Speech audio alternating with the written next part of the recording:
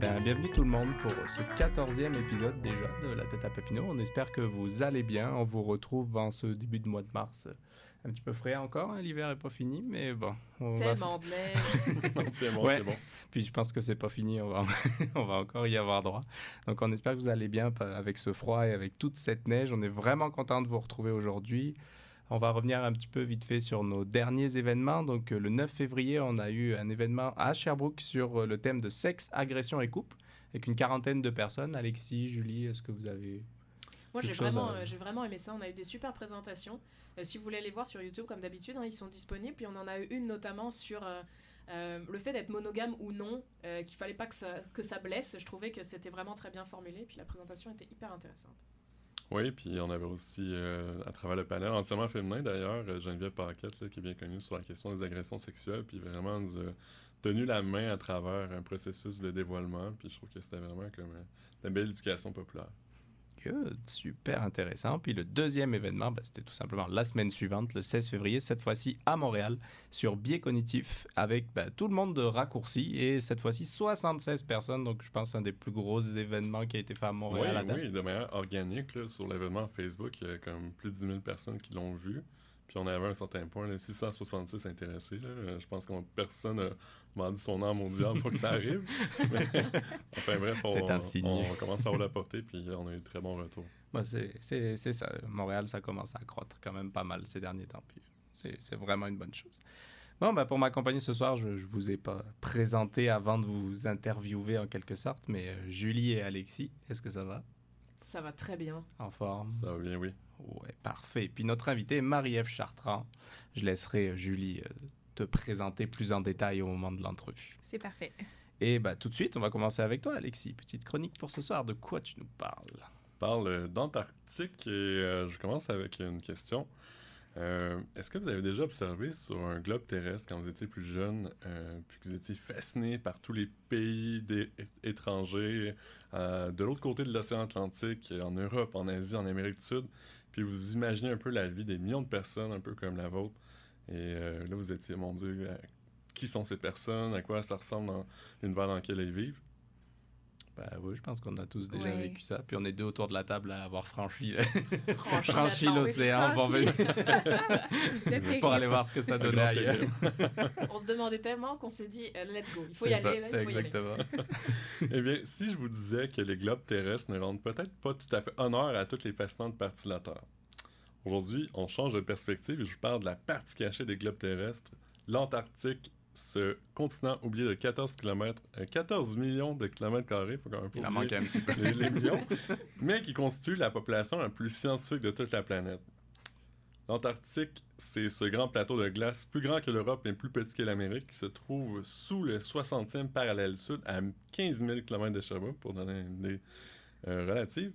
Il s'agit du continent le plus froid, le plus sec et le plus venteux. Son nom vient du grec qui veut dire anti et ours, soit à l'opposé de la constellation de la petite ours qu'on retrouve au nord. Et l'hypothèse de son existence remonte à 1520, alors que Magellan, explorateur nautique, peut-être vous vous souviendrez de vos cours d'histoire au primaire, traverse un épais manteau neigeux et froid durant sa traversée du détroit de la Terre de Feu au bout de l'actuelle Argentine. Donc, il y a des hypothèses qui stipulent qu'en voyant ce nuage-là, il y aurait peut-être une formation terrestre qui permette la formation justement de ces nuages-là. Et donc, de 1739 à 1773, il y a plusieurs îles aux alentours qui sont découvertes. Et en 1819, il y a le navigateur britannique William Smith qui fait la découverte du continent. Et du coup, qu'est-ce qu'on y trouve là-bas, sur ce gros morceau de glace? Ben, vous en douterez, c'est certainement pas pour réfrigérer les aliments des Britanniques. L'Empire britannique a envoyé des gens en Antarctique. En effet, à la manière du colonialisme anglais, la découverte va amener une exploitation des ressources de l'endroit, notamment des phoques pour leur fourrure qui était prisée à cette époque, au point où même ceux-ci vont frôler l'extinction en 1830. Et malgré les conditions difficiles de ce vaste désert de glace, c'est froid, le sol est pauvre en nutriments, c'est sec, il n'y a pas de luminosité. Il y a plusieurs espèces qui font leur vie, dont 200 millions d'oiseaux divisés en 40 espèces, dont des manchots, à ne pas confondre avec les hauts pingouins qui habitent le pôle Nord. avec le Père Noël, bien entendu. 300 Les parents de la espèces... poignée. 300 espèces de poissons, dont des baleines, des orques, des dauphins, des cachalots, des calmars géants, des phoques, des otaries, des éléphants de mer, des crustacés, des tardigrades, ces indestructibles organismes, des vers et, croyez-le ou non, même des poux. Sur l'entièreté du territoire, il y a seulement 1% qui abrite des plantes, dont la plupart sont des mousses, du lichen ou des algues.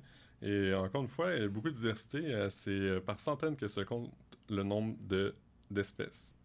On y retrouve aussi le lac Vostok, qui est plus grand que le lac Ontario ici au Canada, et qui est situé à près de 4 km d'épaisseur de glace, et dont l'eau serait vieille de 13 000 ans. Puis, qu'est-ce qu'il y a de particulier pour la communauté scientifique là-bas?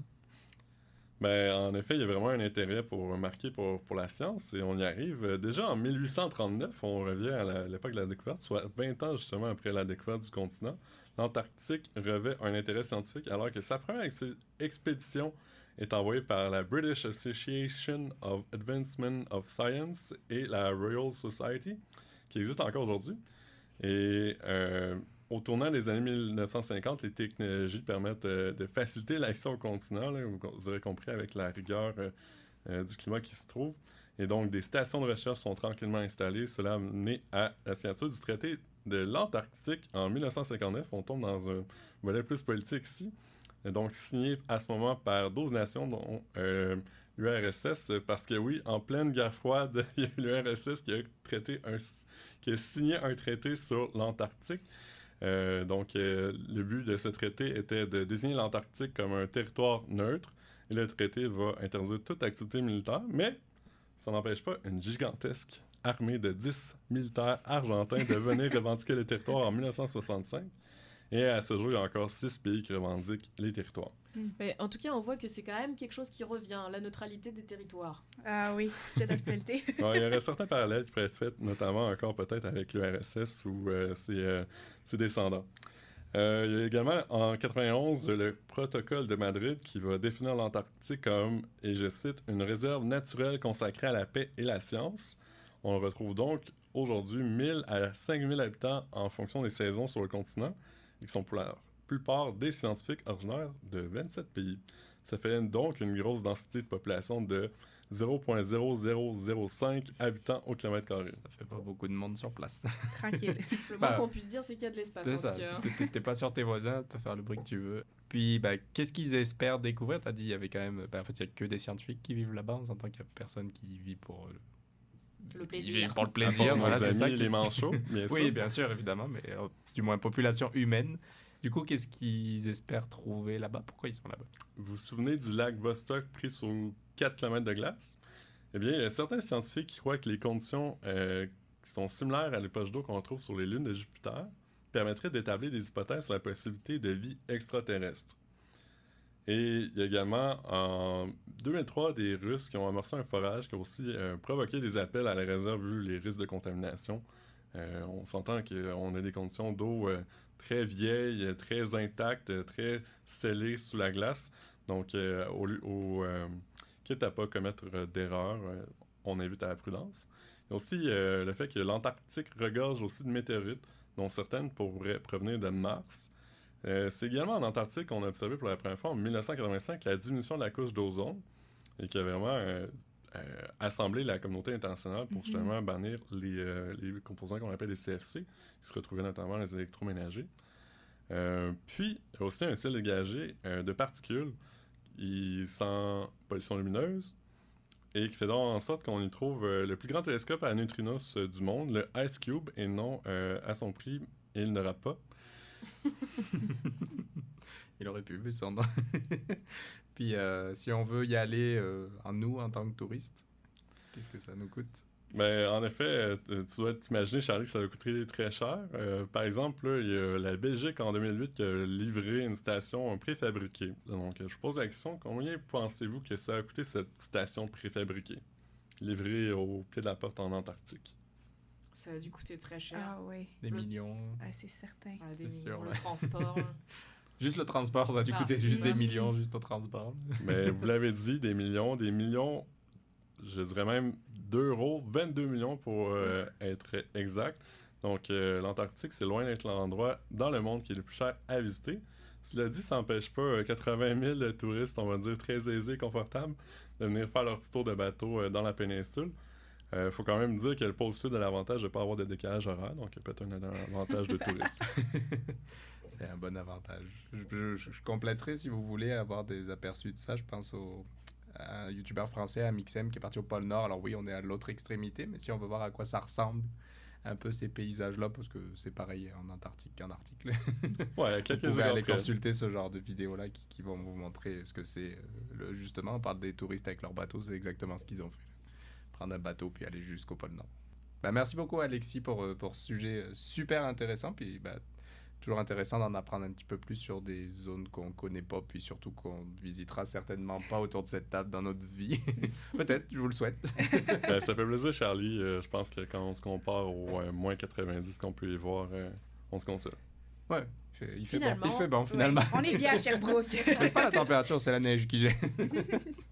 Merci beaucoup, Alex. Et on se retrouve pour cette deuxième partie déjà de ce podcast. Puis je vais laisser la parole à Julie pour présenter notre invité puis pour mener cette entrevue. Donc bonjour à tous, vous m'avez déjà un peu entendu. Donc moi je m'appelle Julie, puis aujourd'hui je vais passer en entrevue Marie-Ève Chartrand. Bonjour Marie-Ève, comment ça va? Ça va bien toi? Ça va très bien, ça va très bien. Donc Marie-Ève, elle est étudiante à la maîtrise en marketing social. Donc pour commencer, est-ce que tu pourrais nous parler un peu de ton parcours et de ce qui t'a amené là où t'en es aujourd'hui? Absolument. Moi, premièrement, c'est une fierté pour moi de dire que je suis une franco-ontarienne d'origine, originaire d'un tout petit village en Ontario, dans l'Est ontarien, Fournier particulièrement. Je veux le plugger parce que je participe à un podcast, mon petit village. T'as bien raison. Mais plus loin que ça, je suis diplômée de l'Université d'Ottawa en études des conflits et droits humains avec une mineure en communication. Moi, j'ai entré à mon baccalauréat avec cet immense désir de faire une différence, d'enrayer la guerre, rien de moins. Donc là est venue l'idée d'aller en études des conflits. Peu à peu, optimisme et arrivé réalisme. Heureusement, malheureusement, on peut le voir des deux côtés. Puis ensuite, j'ai ajouté une mineure en communication, là, juste pour essayer d'équilibrer un peu mon sujet de recherche qui était lourd. Puis vous le voyez en ce moment, c'est des sujets d'actualité super...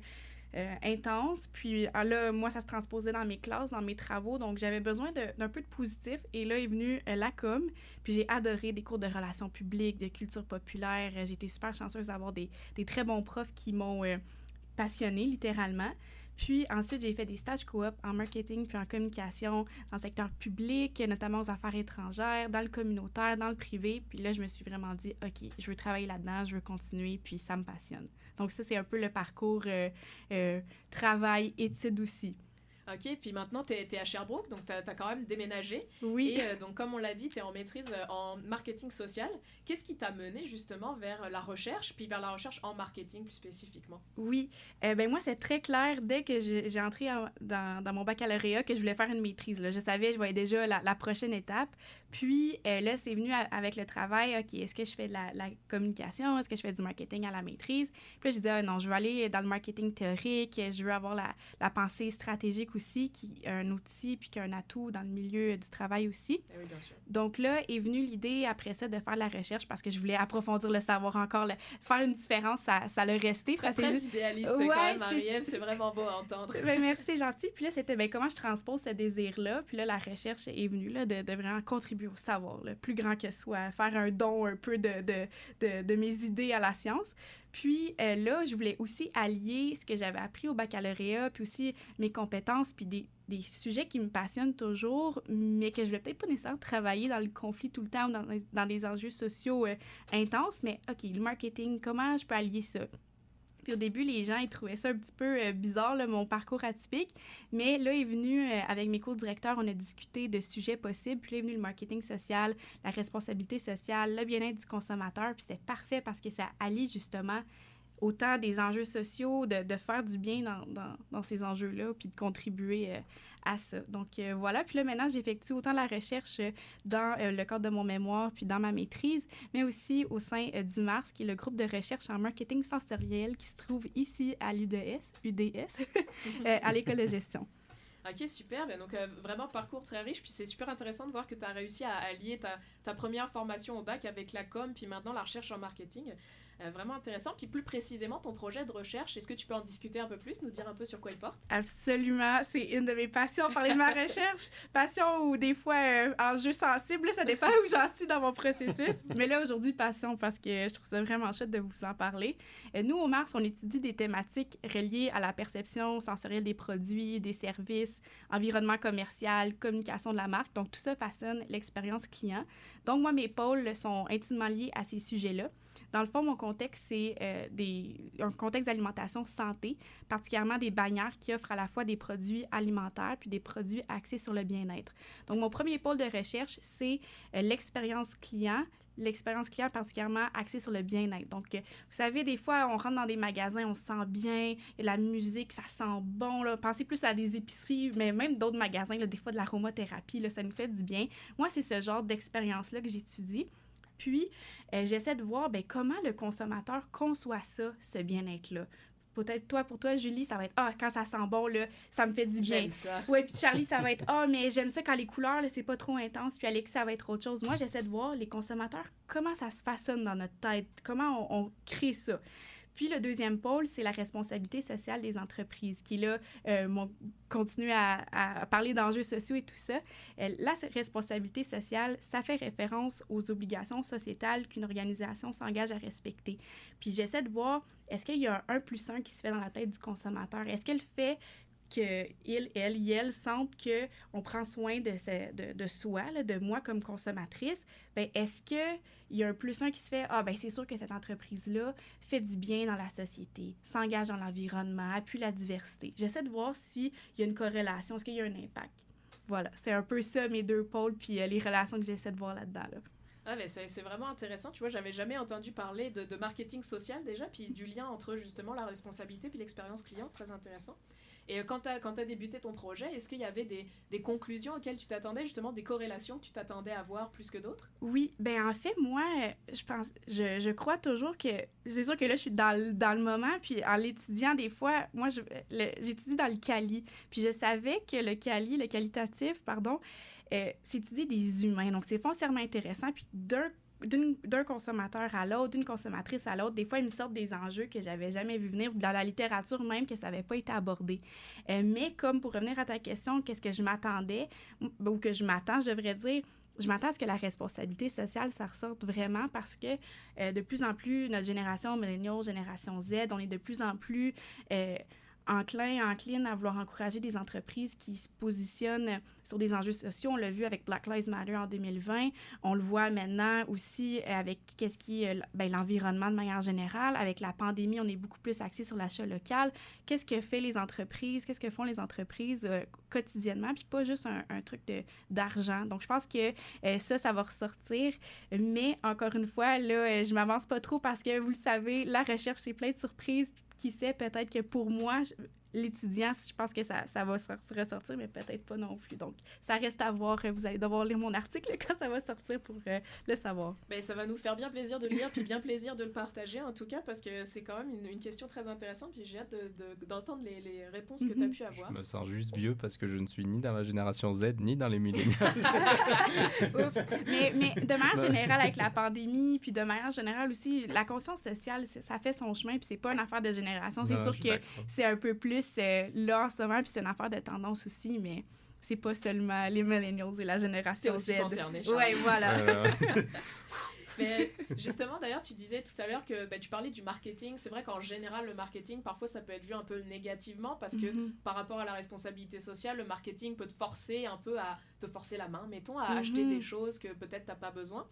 Ce marketing démonisé, toi, qu'est-ce que t'en penses? Qu'est-ce que tu trouves que c'est démonisé ou non, finalement? Oui, en fait, merci, ça c'est une bonne question. Moi, c'est ce qui me faisait peur un peu de commencer à étudier le marketing parce que moi, comme consommatrice, je le voyais.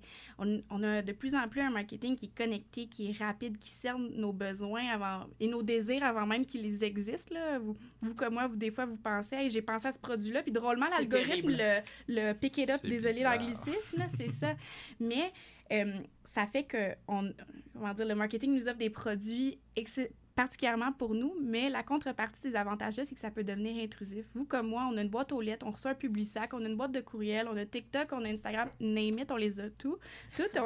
Puis ça fait que le marketing utilise tous ces canaux-là pour nous rejoindre, puis c'est là que ça devient intrusif, puis c'est là que ça devient dérangeant. Puis comme consommateur, puis comme moi-même comme consommatrice, je le vois, puis je trouve ça gossant. Ben, c'est ça, genre des fois on est juste sur notre selle, puis là on se tombe sur des publicités, puis on se dit ben c'est pas ça que je voulais Mais faire. est-ce finalement, est-ce que voilà. justement les nouvelles générations sont pas plus conscientisées à ce phénomène-là et ils font plus attention ou se rendent compte que ok, ça c'est juste du marketing, Oui, je pense qu'on est, laissons tomber. on est beaucoup plus outillés à voir, à cerner qu'est-ce qui est malicieux puis qu'est-ce qui vient d'une bonne façon. Puis je pense que le marketing, c'est pas nécessairement malicieux, mais c'est l'intention derrière qui peut l'être.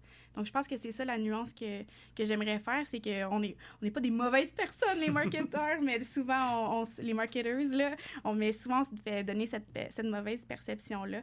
Mais c'est comment qu'on le fait. C'est pas des fois le sujet comme tel, voilà.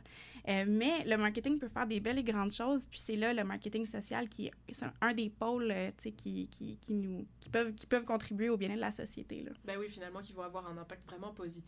Mhm. Et justement, ce marketing social, comment est-ce que tu le définirais peut-être pour les gens un peu moins familiers? Absolument. Ben oui, le marketing social, c'est souvent utilisé dans le but d'influencer les comportements, mais aussi mettre en lumière certains enjeux, amener une conversation. Des exemples que vous allez reconnaître, tout ce qui est campagne d'arrêt pour le tabac, là, essayer de diminuer la consommation de cigarettes. Aussi, toutes les campagnes qu'on a vues avec la COVID-19 pour la vaccination, c'est ce genre de... Le marketing social, c'est, oui, des fois, vendre un produit, mais c'est aussi des campagnes de santé publique, d'hygiène de vie, tout ça, on en a vu beaucoup dans les derniers 2 ans. Ouais. Donc, c'est aussi par rapport à des problèmes environnementaux, des fois, problèmes sociaux. Donc, voilà, c'est comme ça que c'est utile à la fois des techniques du marketing traditionnel, mais aussi à lier ça avec les sciences sociales. Donc, c'est l'espèce d'entre-deux, le marketing social. Ben, très intéressant. En tout cas, ça a l'air d'être vraiment quelque chose qui se développe beaucoup. Et puis justement, ben, toi aujourd'hui, tu es là. Puis je pense que ça fait aussi partie de ta responsabilité sociale de venir nous parler de ce que tu fais puis de ton projet de recherche. Puis je terminerai l'entrevue en te posant justement la question qu'on pose un peu à tous nos invités. Qu'est-ce que tu penses, toi, de la place de la communication et de la vulgarisation scientifique dans la société aujourd'hui? Moi, je trouve ça tellement important. Puis avec la dernière année, en participant à vos événements, là, sortir de la COVID, de la pandémie un peu, là, ça me fait voir qu'on a du travail à faire parce que justement, cette pandémie, puis désolé si ça revient là-dessus, on est tous un peu tannés, mais ça reste le sujet d'actualité depuis le dernier 2 ans. Ben, je crois que comme société, on a compris le pouvoir de la science puis de l'information, mais de l'autre, la désinformation, elle a, il y a eu une... elle a explosé un peu aussi. C'est ça, merci. Puis je pense que pour contrer cette tendance-là, ça va être plus qu'important pour les milieux académiques de trouver des nouvelles façons de communiquer puis de faire de la communication scientifique, des podcasts comme le vôtre, sortir des médias traditionnels, parce que malheureusement, c'est pas monsieur, madame, tout le monde qui va lire des articles scientifiques dans des journaux scientifiques. C'est de trouver, être présent sur des médias sociaux, mais aussi sur d'autres formules pour essayer d'enrayer le clivage scientifique versus non scientifique, que la science fasse partie de notre quotidien, que ça soit pas que dans le milieu académique, puis l'espèce de tour d'ivoire, tour de verre, malheureusement, qui existe des fois dans nos milieux académiques. Oui, ben, je suis très d'accord avec ça, puis je pense que c'est pas mal notre credo aussi ici. Absolument. Puis on a pas mal les mêmes idées par rapport à la place de la communication. Ben, merci beaucoup Marie-Ève pour cette entrevue, c'était super intéressant, très beau projet de recherche, et puis on te souhaite le meilleur pour la suite de ta maîtrise, en espérant te revoir à d'autres événements. Ah oui, c'est certain, merci beaucoup pour l'invitation. Ça fait plaisir. Et ben, je vais finir ce podcast en remerciant Marie-Ève pour cette superbe entrevue très intéressante. Je pense qu'on a appris beaucoup de choses. Puis je pense que tu démystifies aussi un petit peu c'est quoi le marketing. Puis c'est ce que tu disais, là, les gens ont souvent une mauvaise image ou plutôt négative de la job que vous faites. Puis c'est pas le cas, comme tu viens de le montrer très bien. Merci. Merci Julie et Alexis pour vos interventions. Puis nous, on va vous inviter à... Alors, on a beaucoup d'événements, accrochez-vous. Yes. Donc le prochain, le 16 mars, 6 à 8 à Montréal, sur la diversité culturelle, au Ciboire Saint-Laurent, en collaboration avec le Fresque, avec qui je pense que c'est pas la première et la dernière collaboration. Non, c'est ça, ça revient pas mal fréquemment avec le Fresque. Puis le 23 mars, donc la semaine suivante, une petite formation sur la rédaction d'articles scientifiques vulgarisés avec Juliette Sévigny de Science 1. Donc ça sera donné en ligne pour tout le monde. Exactement. Le 6 avril, un 5 à 7 espace science et fiction au Boc et Bière en collaboration avec le Festival de cinéma du monde de Sherbrooke. Donc ça, c'est tout nouveau. Oui, dans le fond, pour ceux qui connaissent le Festival du cinéma du monde de Sherbrooke, qui ont des activités qui s'appellent les cinémois, qui sont ni plus ni moins des clubs de cinéma auxquels les gens se rejoignent après avoir visionné un film. ben là, on va mixer les événements Bistro Brain avec ces événements-là. Donc, moitié-moitié événement Bistro Brain, événement Festival du cinéma du monde de Sherbrooke. Donc, on va faire une petite analyse scientifique, notamment du film Interstellar. Oh, Ouh. oula. Oh, Ça il y a s'annonce beaucoup- très C'est intéressant. ça, J'adore! Il va y avoir beaucoup de choses. Par contre, j'espère vous y voir nombreux. Et le petit dernier pour aujourd'hui, donc pas pour aujourd'hui, qui s'en vient, on va dire. Le 13 avril, notre 5 à 7 habituel, annuel sur l'environnement, toujours au Boc et Bière, cette fois-ci en collaboration avec le Riscus. Donc on espère vous y voir nombreux. Il a tout le temps du succès, ce 5 à 7 Ah oui, environnement. Donc, D'année en année, toujours plus de monde. d'actualité. ben, c'est ça, toujours plus d'actualité. Donc c'est pour ça aussi que le monde s'en vient. Puis nous, on va vous souhaiter tout simplement une bonne soirée, une bonne journée, peu importe l'heure à laquelle vous écoutez ça. On va vous inviter à partager ce podcast si vous l'avez aimé, à en parler à un ami, à le partager sur vos réseaux sociaux. On remercie la CFAC qui nous offre le local dans lequel nous sommes actuellement en train d'enregistrer. Puis on vous dit au mois prochain. Salut tout le monde. Au revoir.